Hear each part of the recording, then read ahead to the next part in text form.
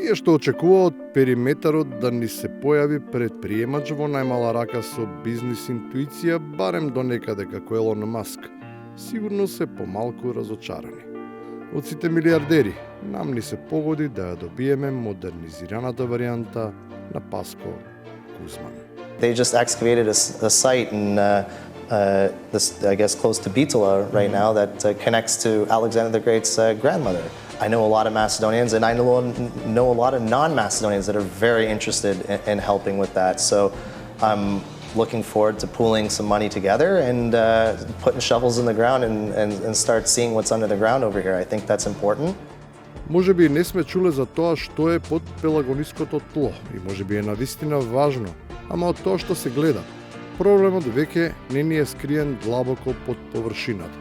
Туку почнува со сиот раскош да излегува од неа.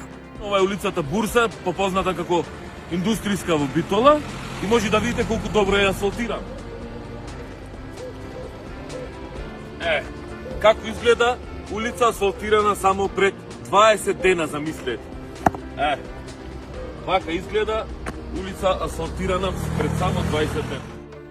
Сепак не бива да не мачат само актуелни проблеми. Тие со нов слој ќе се решат, ама како да се излезе од дупката во која сме пропаднати, бидејќи е јасно дека без да постои некој што ќе издаде адекватен сертификат, остануваме заглавени во историскиот вакуум. А ние за жал мораме да решаваме работи кои што се случиле пред 10 века, некаде таму во средниот век. Мислам, и тоа не би било проблем да го решаваме, но доколку би имало некој жив да посведочи што се случило. Но и при живи сведоци си имаме потешкоти со податоците, и тоа не од кога било, туку дури и од блиското минато. Мислата е една и коректна, ама датумите се малку промашени.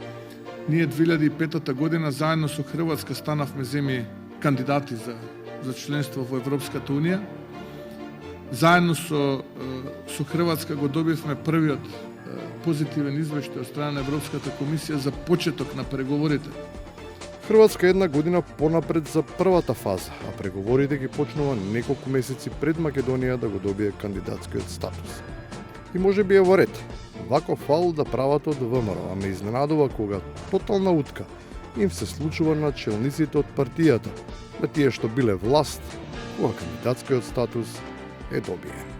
Македонија беше држава која што прва ја подпиша спогодбата за стабилизација и асоциација. Македонија од регионот, зборувам од државите во Западен Балкан, дури пред Хрватска во тоа време. Македонија беше држава која што го доби кандидатскиот статус пред Хрватска во 2009 година. И на крајот, разликата е 4 години, единствено точно е само дека Хрватска не претрка и тоа одамна.